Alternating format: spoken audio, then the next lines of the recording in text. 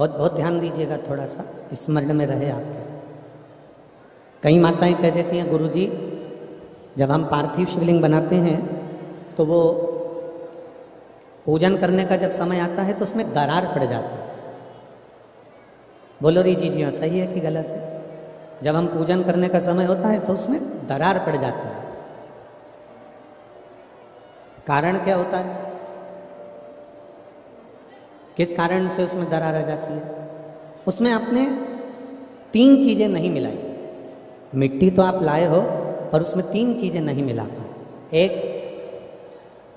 पहले नंबर पर है माखन या गाय का घी या दूध, इसमें से एक चीज जरूर मिला मिट्टी में। दूसरी भस्म, थोड़ी सी भस्म यदि आपके पास में है, भस्म से मतलब होता है अलोना गोबर। अलोना गोबर जानना है आपने? यहाँ क्या बोलते हैं उसको? एक होता है गाय का गोबर जिसको हाथ से थापते हैं, थापा कंडा बन गया, वो नहीं। अलोनी गोबरी, गाय ने पौटा करा, वो सूख गया, उसको उठाया, जलाया, उसकी भस्म तैयार करी। वो भस्म शिवजी पे समर्पित होने वाली वो भस्म उस मिट्टी के अंदर डाली जाए। अलोनी गोबरी की जो भस्म होती है, गाय जो पोटा करती है और वो गाय का जो गोबर होता है वो सूख जाता है। सूखने के बाद जो उसकी भस्म होती है वो भस्म बड़ी काम की होती है। उसको जब जलाते हैं और जलाकर उसकी भस्म बनाते हैं तो वो बड़ी काम की रहती है, बहुत काम। हम तो यहां तक कहेंगे जिस नारी के बच्चादानी के अंदर अगर गर्भ में गांठ हो गई है या बच्चादानी के अंतर्गत कोई भी परेशानी उसके जीवन में आ गई है कि डॉक्टर बोल रहा है कि आपकी ये ऑपरेशन कराना ही पड़ेगा, तो हम इस निवेदन को जरूर करना चाहेंगे कि प्रयास करिएगा। देसी गाय जब गोबर करे, पोटा करे और वो सूख जाए, वो सूखा हुआ जो गोबर का पोटा रहे सूखा हुआ, उसको जलाकर उसकी भस्म तैयार कर कर देवादिदेव महादेव को समर्पित कर कर उसको उठाकर डिब्बी में रख लीजिए। एक डब्बी में उसको रख और उस भस्म को सोमवार के दिन से लेकर 7 दिन तक लगातार थोड़ा थोड़ा सा उस भस्म को अपने उदर पर त्रिपुंड का भाव, उस भस्म से त्रिपुंड का भाव कि मेरा महादेव मेरे गर्भ की रक्षा करेगा, त्रिपुंड का भाव, और उसी भस्म को मुख में थोड़ा सा लेकर देवादिदेव महादेव के चढ़े हुए जल का आचमन करिए। जो गर्भाशय में जो भी तकलीफ होगी मेरा देवादिदेव महादेव उसको अच्छा गर्भस्थ तकलीफ।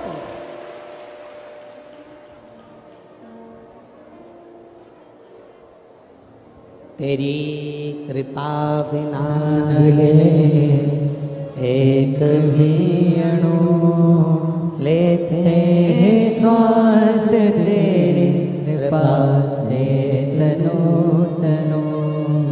हे गंगाधर मुक्ति द्वार ओमकार तू, भोले ओमकार तू। आयो शरण तिहार शंभो तार तार तू। गर्भस्थ, गर्भ में अगर आपके गर्भाशय में अगर कोई तकलीफ है तो वो गाय के गोबर की, देसी गाय के गोबर की भस्म हमारे जीवन को सुख दे रहे। और भी अच्छे से समझ लो, मान लो आप त्रिपुंड का भाव भी नहीं रख सकते, उदर के ऊपर त्रिपुंड भी नहीं बना सकते, तो केवल भस्म को लेपन ही आप गर्भाशय पर अगर करेंगे तो बाबा उस पर भी कृपा करता है। ऐसा नहीं, शिव तत्व है। सारी समस्या का हल एक लोटा जल।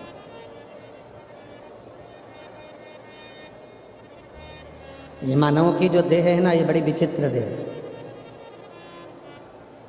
बचपन में होमवर्क लेते हो, होमवर्क करते हो, जवानी आती है तो होम लोन लेते हो, और बुढ़ापा आता है तो अलोम और विलोम करते हो। ये एक अवस्था है हमारी। ये हमारा जीवन की एक श्रृंखला है कि हमें करना है, हम करते हैं। शिव तत्व कह रहा है, भगवान शंकर का पावन चरित्र कह रहा है। एकांबरेश्वर महादेव कांचीपुरम में, तमिलनाडु में, भारत की भूमि पर दुनिया के सबसे विशाल मंदिरों में, जो विशाल मंदिरों की गणना होती है, उन विशाल मंदिरों में सबसे बड़े मंदिर की गणना में कांचीपुरम का, ये तमिलनाडु का मंदिर एकांबरेश्वर महादेव का आता है। एकांबरेश्वर, जहां पर पाषाण का शिवलिंग नहीं है, जहां पत्थर का शिवलिंग नहीं है, जहां सोना और चांदी का शिवलिंग नहीं है, जहां हीरे पन्ने का शिवलिंग नहीं है, जहां पर मिट्टी का पार्थिव शिवलिंग की पूजन हो। अब जरा विचार करिएगा, गुरुजी क्या बात कर रहे हो? ये पार्थिव शिवलिंग, मिट्टी का शिवलिंग, जहां एकांबरेश्वर महादेव के मंदिर में पूजा जाता है, वहां क्या वो शिवलिंग मिट्टी का फटा नहीं होगा? क्या उसमें दरार नहीं पड़ी होगी? क्या वो मिट्टी का शिवलिंग बेकार नहीं हुआ होगा? हम जब पार्थिव शिवलिंग का निर्माण करते हैं, तब उस समय उसमें हम बहुत से पदार्थ डाल देते हैं। आप कुछ डालें ना डालें, दो चीजें मिट्टी के अंदर अवश्य डालें, एक मक्खन या दूध या गाय का, जम के बोलो, घी, और दूसरा भस्म। ये दो चीजें क्यों डालना चाहिए? कि शिवलिंग अच्छा बनेगा, शिवलिंग पक्का रहेगा, दरार नहीं पड़ेगी, उसके लिए डालना चाहिए क्या? ना ना ना, पार्थिव शिवलिंग का निर्माण करने वाले दो चीजों का स्मरण अवश्य रखें। पहला, मिट्टी के अंदर जब हम मक्खन, दूध या गाय का घी डालकर शिवलिंग का निर्माण करते हैं, जिसके घर में वंश नहीं बढ़ता, 20 साल, 25 साल, 15 साल, 12 साल हो गए हों, और जिसके घर में बच्चा ना हुआ हो, हम उनसे भी निवेदन करेंगे कि प्रत्येक प्रदोष, प्रत्येक शिवरात्रि, हर महीने प्रदोष आती है, हर महीने शिवरात्रि आती है, प्रत्येक शिवरात्रि, प्रत्येक प्रदोष को आप मिट्टी के अंदर मक्खन या गाय का दूध या गाय का घी, देसी गाय का मिलाकर शिवलिंग बनाकर उसकी पूजन करना प्रारंभ करें। 1 साल पूरा नहीं होगा, भले 20 साल हो गए होंगे, पर आपका गर्भ जरूर गिरेगा, ये निश्चित। भले 20 साल हो गए, 22 साल हो गए, 25 साल हो गए, डॉक्टर ने मना कर दिया नहीं होगा, फिर भी आप बाबा पर भरोसा, बोल बम का नारा है, आप विश्वास के साथ शिव की आराधना करिए।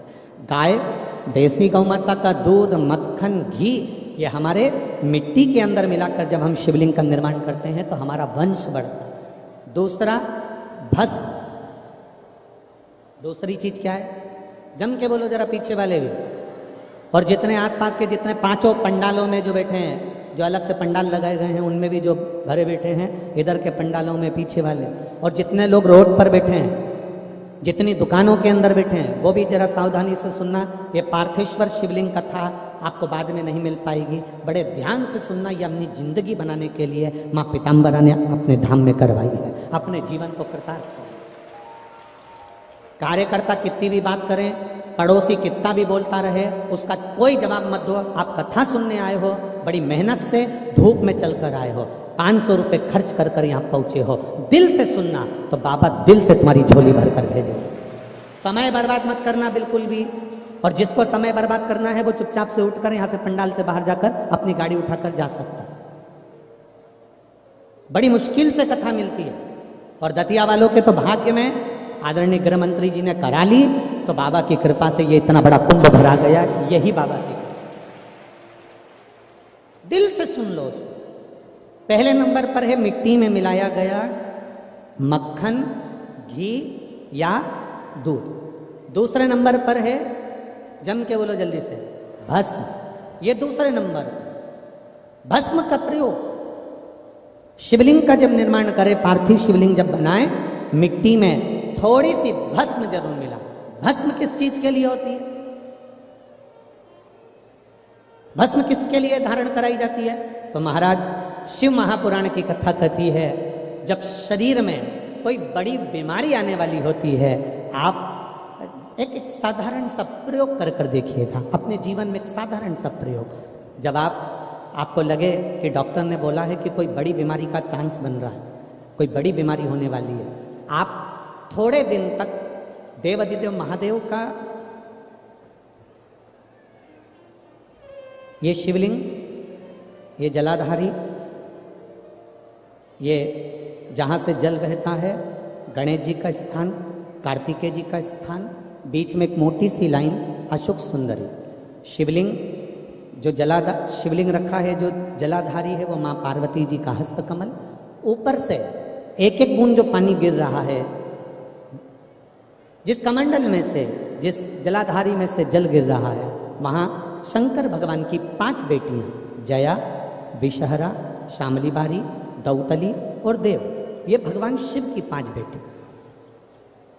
जब आपको लग रहा है कि मेरी जांच होने जा रही है, जब आपको लग रहा है कि मुझे डॉक्टर को दिखाने जा रहे हैं, मुझे लग रहा है कि कोई बड़ी बीमारी ना निकल जाए, अल्ट्रासाउंड करा रहे हैं, एक्सरे करा रहे हैं, उससे पहले घर में अगर थोड़ी सी भस्म रखी है, उस भस्म को जब आप जल चढ़ाने के लिए शिव जी के मंदिर में जाओ, हॉस्पिटल में दिखाने के लिए जांच कराने जाओ, उससे पहले एक काम जरूर करना, शंकर भगवान का जहाँ शिवलिंग रखा है, उस शिवलिंग के पास में भस्म का लेपन कर कर देवाधिदेव महादेव पर 1 लोटा जल समर्पित कर कर उसी भस्म को अपने कलेजे पर, अपने हृदय पर लगाकर देवाधिदेव महादेव का पंचाक्षर मंत्र नमः शिवाय, षडाक्षर मंत्र ओम नमः शिवाय या श्री शिवाय नमस्तुभ्यम बोलकर फिर आप जांच के लिए चले जाओ। कोई बड़ी बीमारी तुम्हारी जिंदगी में निकल ही नहीं सकती। भस्म भस्म भस्म का काम क्या? हमारे रोग को, हमारी बीमारी को, हमारे आने वाले जो रोग हैं, जो बीमारी है, जो तकलीफ है, उसको समाप्त करती है भस्म का।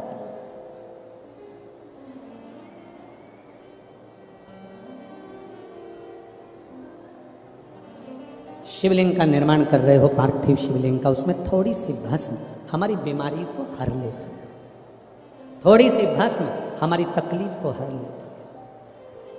भस्म का चपटी भभूत में है खजाना कुबेर। शिव के शरीर से, भगवान देवाधिदेव महादेव के तन से लगी हुई भस्म साधारण नहीं है। भस्म को चढ़ाने वाला भी साधारण नहीं होता और भस्म को लेने वाला भी साधारण नहीं होता।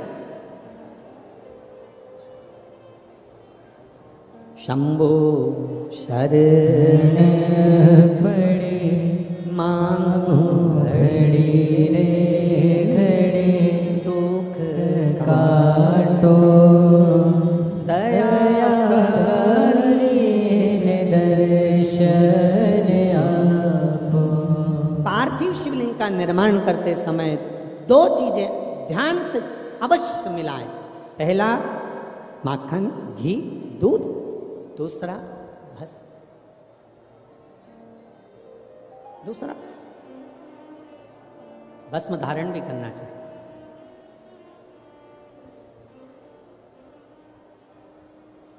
आज हम सुबह जब 10 बजे सबसे मिल रहे थे तो एक भाई ने, अब वो कौन था हमें नहीं मालूम, उसने हमसे जाते जाते एक प्रश्न किया, गुरुजी रुद्राक्ष की माला पहनना क्या जरूरी है? तुलसी की माला पहनना क्या जरूरी है? अगर हम नहीं पहने तो तेरी मर्जी। हम क्या नहीं पहने तो वो तेरी मर्जी। हमने उस समय तो उत्तर नहीं दिया, पर हम आपसे इतना सा निवेदन करना चाहेंगे, यहां बहुत सारे, ढेर सारे कुत्ते घूम रहे हैं। दतिया में भी, हमारे आसपास में, तुम रोडों पे देखना, ढेर सारे कुत्ते घूम रहे हैं। उसमें एक कुत्ता ऐसा होता है जिसके गले में पट्टा डला होता है, तो पट्टा डला हुआ कुत्ता लगता है कि इस कुत्ते का कोई मालिक है।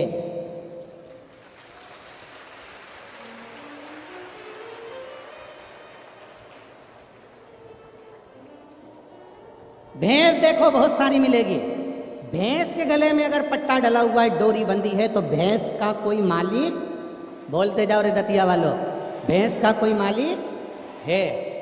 ढेर गाय घूम रही है, पर जिस गाय के गले में रस्सी बंधी है, डोरी बंधी है, पट्टा डला है, तो गाय का कोई मालिक है। और तुम्हारे गले में अगर रुद्राक्ष या तुलसी की माला है तो तुम्हारे शरीर का भी कोई मालिक,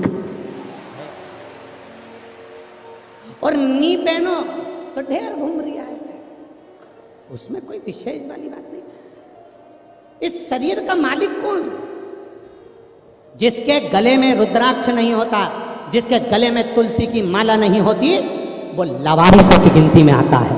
वो मालिक नहीं होता उसका, वो लावारिस की गिनती में आता है। तुम्हारे गले में एक रुद्राक्ष होना चाहिए, एक रुद्राक्ष की माला हो या तुलसी की माला हो, तो तुम्हारे इस शरीर का आखिरी में मालिक वो मेरा देव अधिदेव महादेव या मेरा राम या मेरा कृष्ण या मेरा नारायण होगा।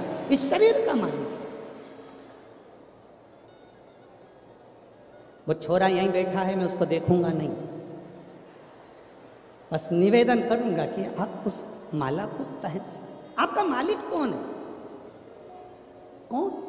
हम तो बाबा के भरोसे चलते हैं, हम तो बाबा के भरोसे चलते हैं। ये दुनिया वाले जलते हैं, ये दुनिया वाले जलते हैं, भोले बाबा के भरोसे चलते हैं, भोले बाबा के भरोसे चलते हैं। बैठ जाओ, हम गाएंगे नहीं, बैठ जाओ, बैठ जाओ, अब बैठ जाओ। बाबा ये इस शरीर का मालिक मेरे बाबा को बनाना है।